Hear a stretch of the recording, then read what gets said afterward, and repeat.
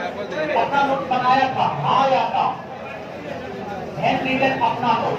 देखिए मेरा अपना मानना है कि हैंड रिटन अपना नोट जो होता है रिवीजन के टाइम में बड़ी कारगर होता है, बहुत कारगर होता है। वो बहुत शानदार सवाल है। इसका जवाब आप यस और नो में देंगे। यस।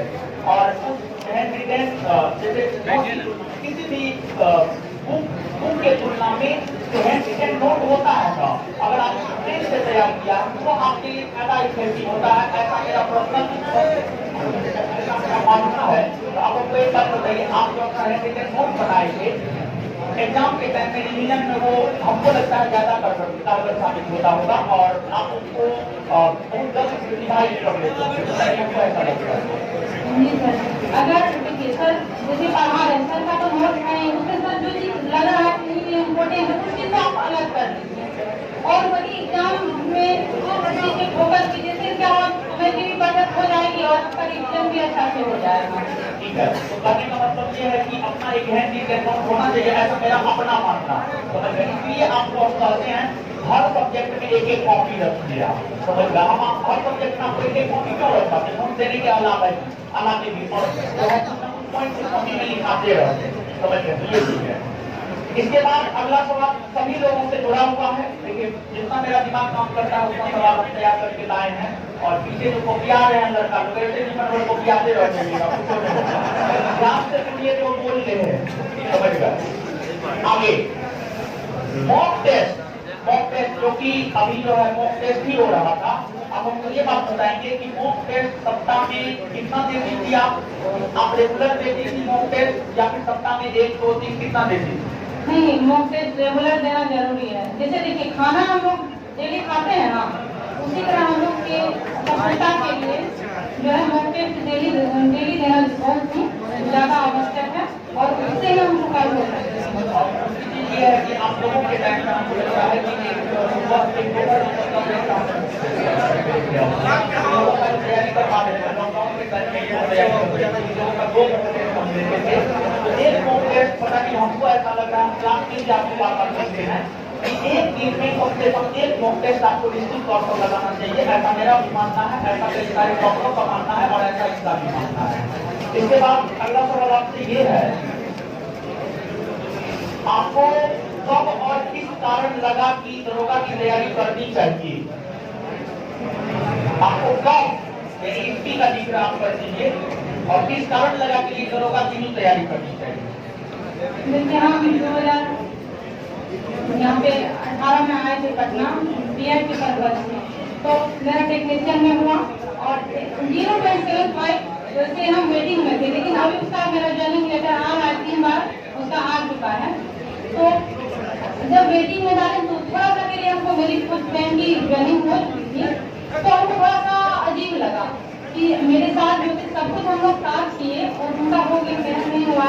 लेकिन उस वक्त हम संकल्प किए थे कि हम वेटिंग वाला जॉब नहीं करेंगे।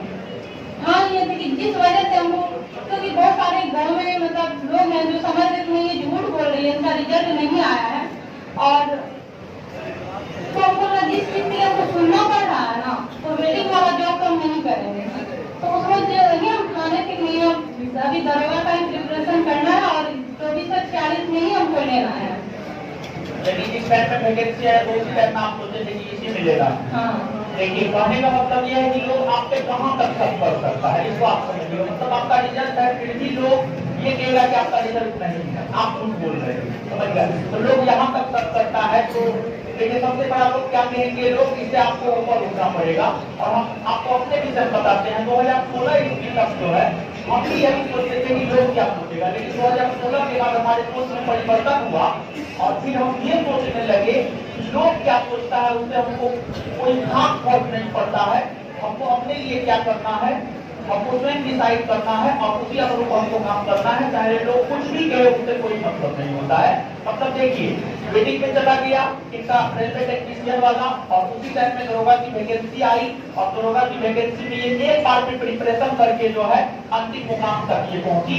तो जिनके मन में ये सवाल आता है कि क्या एक बार में हम कर सकते हैं या नहीं कर सकते हैं, उनके लिए ये जवाब है कि आप एक बार में निश्चित तौर पर कर सकते हैं अगर आप में लगन हो, आप त्यागी हो, आप मेहनती हो, तो आप एक बार में निश्चित तौर पर सफल हो सकते हैं। इसके बाद अगला सवाल है आपसे, टेस्ट। जैसे टेस्ट होता है, आप टेस्ट देती थी, टेस्ट में मार्क कम आने पर क्या करती थी? टेस्ट में जैसे मार्क कम आ जाता था तब आप यदि मार्क बढ़ाने के लिए आप क्या करती थी?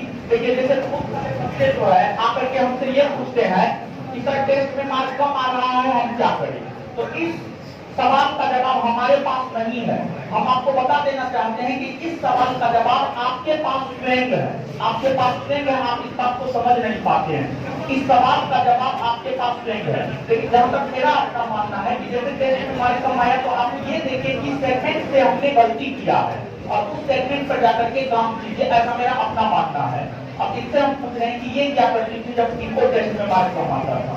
देखिए जब हम टेस्ट दे रहे थे मार्क कम आता था तो हम उस चीज को मतलब नोट करते थे आखिर किस वजह से कम हो रहा है। कभी कभी क्या होता है हम लोग जानते हुए भी क्वेश्चन गलत कर देते हैं, तो उसमें हम अपना पेशेंस कहीं खो देते हैं। इसलिए हर एक क्वेश्चन अपने आप में मायने रखता है। तो सबसे पहले जब हम टेस्ट देते हैं तो अच्छे से देना है कि ताकि जो चीज हम जान रहे कंफर्म वो गलत नहीं हो। और दूसरा बात, अगर जो चीज क्वेश्चन नहीं जान रहे उस चीज को अलग से लिख करके उनको याद करने का प्रयास कीजिए और बार बार देखने का प्रयास कीजिए, आप रिवीजन कीजिए, तो धीरे धीरे जो है अपने आप में आपका सुधार आएगा और टेस्ट में भी अच्छा नंबर आने लगेगा। लेकिन कभी कभी देखिए हम देखें जो हमारे बैच में बहुत सारे लोग ऐसे थे कि टेस्ट देते थे और यहाँ के क्वेश्चन घर में रख दिए, लेकिन उस चीज को रिवीजन करना है। जब तक हम मेहनत नहीं करेंगे तो फिर फल की बात नहीं कर सकते हैं। इसलिए मेहनत कीजिए और अपनी कमी को खुद देखिए कि आखिर मेरे अंदर क्या कमी है जिस वजह से कम मार्क आ रहे हैं, तो अपने आप में सुधार होने लगेगा। देखिए इनका यहाँ पर जवाब ये था कि जैसे मान लिया जाए कि आपने 100 क्वेश्चन बनाया, 50 क्वेश्चन आपका सही है, 50 क्वेश्चन आपका गलत है, तो वो जो 50 क्वेश्चन आपका गलत हुआ है उसका आप अलग से कॉपी बनाइए और उसको बार बार डिवाइड कीजिए। ये इस तरीका से ये अपनाती थी, ठीक है। अब आप इसको कैसे हैंडल करते हैं, एक तो तरीका हमने आपको बताया, एक ये बताइए आप इसको कैसे हैंडल करते हैं, ये आपके ऊपर निर्भर करता है, ठीक है। इसके बाद इनका ट्रेनिंग भी हो चुका है, तो ट्रेनिंग पीरियड की कुछ बात साझा कीजिए। यदि अच्छा मोमेंट, ठीक है, जो आपको प्राउड फील करवाया ट्रेनिंग पीरियड के दौरान, कोई ऐसा मोमेंट ट्रेनिंग पीरियड के दौरान? देखिए हम जब ट्रेनिंग में गए तो हम वहाँ पे अनुभव किए, खास करके हम लड़की लोग के लिए बोल रहे हैं कि हर एक इंसान को स्ट्रांग होना चाहिए। और जब हम ट्रेनिंग करने लगे, देखिए 10 किलोमीटर की, और महादेव का और सर का आशीर्वाद हम पे रहा है कि हम हर जगह एक्सीलेंट किए हैं, रनिंग में हो या फिजिकल में हो, हर जगह अच्छा करने का प्रयास किया और अच्छा किए भी हैं। तो क्या होता है कि स्ट्रॉन्ग ट्रेनिंग जो है हमको स्ट्रॉन्ग बनाता है और आप में जो आत्मविश्वास है उस चीज को बढ़ाता है।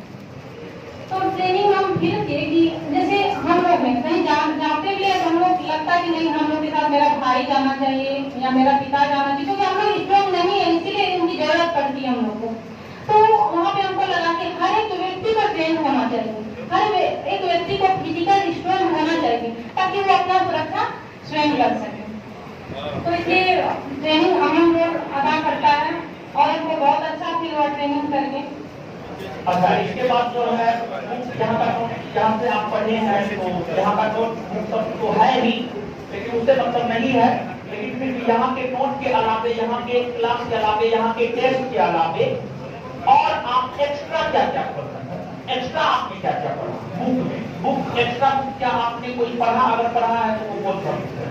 देखिए सबसे पहले हम ये क्वेश्चन जो है इसलिए पूछे हैं ताकि आप लोग जो हमसे एक्स्ट्रा बुक पूछते रहते हैं ये सफल है, ये बताएंगी तो इनके बात पर आपको ज्यादा विश्वास होगा। ऐसे विश्वास तो आपको हमारे बात पर ही है, तभी आप हमारे साथ हैं।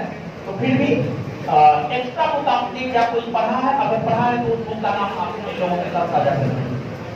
देखिए हम तो यही कहेंगे, हम जो सर हमको बताया हम उतना ही किया, उससे ज्यादा कुछ नहीं किया, ना उससे ज्यादा किया ना कम। इसलिए जो सर बताते हैं उस चीज को फॉलो कीजिए और वही बुक फॉलो कीजिए और वही आपको सफलता तक लेके जाएगा। जो होमवर्क हम आपको देते हैं वही सभी लोगों से नहीं करवाया, ऐसा नहीं कि लोगों से मुझे अलग करवाएंगे। तो इसके बाद जो है हो गया तो जो है मेरे अनुसार आपको चलना है, कुल मिलाकर के इनका यही कहना है। इसके बाद जो है संस्थान ज्ञान बिंदु जीएस अकेडमी पटना के बारे में आप क्या सोचते हैं और हमारे बारे में क्या? पहला सवाल संस्थान के बारे में आप क्या सोचते हैं? देखिए, ये ज्ञान बिंदु है, लेकिन मेरे लिए ज्ञान का मंदिर है, क्योंकि यहाँ से हम अपनी सफलता की अभी जहाँ हम पहुँचे हैं मुकाम पर, ये उनकी देन है। क्योंकि कभी हम सोचे नहीं थे कि किसी का लक्ष्य होता है, बस हम उस चीज को देखते थे, मेरे वर्दी में देखते थे लोगों को, तो अच्छा लगता था, मतलब और ये नहीं सोचते थे कि हम भी ऐसा कर सकते हैं। और आज यहाँ पे हैं तो ये मेरे ये संस्थान की देन है, इसलिए ये मेरे लिए मंदिर के समान है। और सर देखिए, गुरु तो भगवान होता है और सर मेरे लिए भगवान के समान है और उसको ही चाहिए। और आज जो है संस्थान सर का दिया हुआ है। तो उसके बाद जो है अगला सवाल आपसे ये है, और ये सवाल जान करके हम आपके लिए, ये सवाल आप लोगों के लिए नहीं बल्कि ये सवाल इनके लिए है। तो ये सवाल इनके लिए इसलिए हम रखे हैं और इसलिए लिखे हैं क्योंकि लगभग 1.5 साल 2 साल हमसे जुड़ करके पढ़ी है, तो इनके स्वभाव को हम जानते हैं। बहुत मेहनत है, बहुत मेहनत, ठीक है। आप जहाँ तक सोच नहीं सकते, आप लोग इतना मेहनत कर नहीं सकते, उससे ज्यादा मेहनत ये है। और इन्हीं का भाई है, यहाँ पर है भी, समझ, यहाँ पर है भी, इसका भाई है यहाँ पर, समझ गए। और दोनों साथ में ही आया था पढ़ने के लिए, ये सफल हो गई, वो अभी भी असफल है, इनका भाई अभी भी असफल है। तो कहीं ना कहीं जो है मेहनत के कारण, तो काफी ज्यादा मेहनत है। इसी को लेकर ये सवाल हम इन्हीं से पूछ रहे हैं, क्या यह सफलता आपकी अंतिम सफलता है या आगे भी कुछ सोची है आप? नहीं, देखिए सर, हम बोले ना, हम जो भी है सर की बदौलत है और सर ही हमको बोलेंगे कि सफलता वो नहीं होता कि जो हम एक बार पा लेते, सफलता हो कि जो हम ऊपर बढ़ते जाते हैं। तो सफलता का कोई अंत नहीं होता है। आगे मेरे सर की प्रेरणा और आशीर्वाद रहेगा तो हम बीपीएससी के लिए सोच रहे हैं और उनका आगे से प्रिपरेशन करेंगे। ये सवाल देने के पीछे एक कारण ये भी था कि ट्रेनिंग की है, तो ट्रेनिंग में कितना अच्छा ट्रेनिंग की है, तो सटीक जवाब इनका था। मतलब इनका ट्रेनिंग बहुत अच्छा होगा। एक अगला सवाल और है, ये ऐसे है सामान्य जानकारी के लिए, आपने पहला ट्रेनिंग का क्या किया?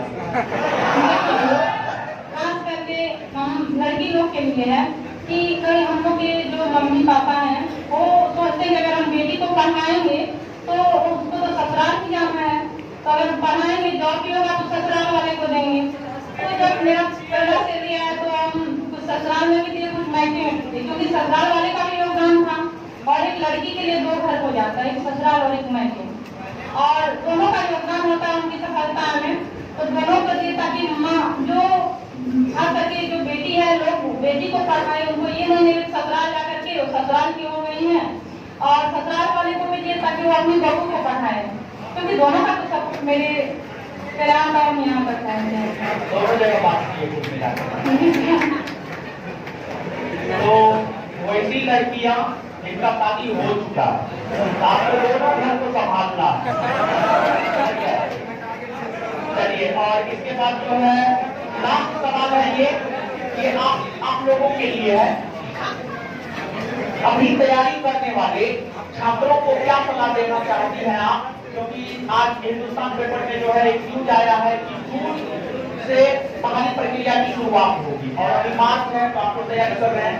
तो ये जो छात्र तैयारी कर रहे हैं और इससे ऊपर वाले बिल्डिंग में, इससे ऊपर वाले क्लास में जुलाई हो रहा है, कितना ही बच्चा उस क्लास में भी है, तो लगभग आपके सामने जो है 2500 से 3000 के आसपास बच्चा आपके सामने है।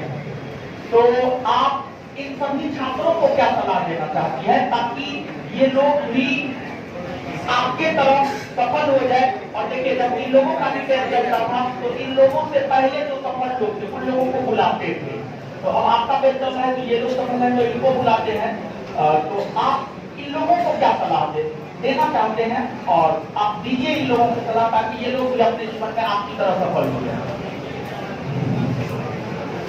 देखिए, सबसे पहले आप लोग को शुभकामनाएं देना चाहते हैं कि आप लोग आगे बढ़ें और हमारे हम आप लोग भी हमारे हम लोग के पीछे पीछे आए और अच्छा फील करेंगे। लेकिन सबसे बड़ी बात हम ये बताना चाहेंगे कि सर जो भी आप लोग को बताते हैं और जो भी मार्गदर्शन करते हैं उस पर चलने का प्रयास कीजिए।